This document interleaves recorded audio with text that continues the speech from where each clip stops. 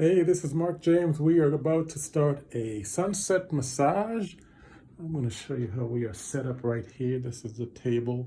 I'm going to be doing a tabletop Thai massage. It's basically a lot of stretching, very little use of oils and creams. It's a lot of compression work and stretching on an athlete that I've been working on from the Bahamas for years. And when they come through Atlanta, they're a soccer player, football. Yeah, they come in and see me about three times a year because, as he told me one time, unfortunately, they have basically chased up most of the black male massage therapists in the Bahamas. You really find them because of the tourists, who go there. The tourist industry is mostly Caucasian, and apparently African American men, I guess, are just not welcomed.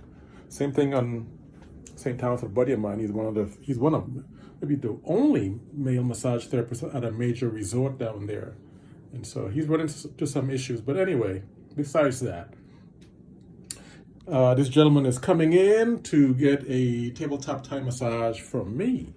So it is beautiful outside. There you go. And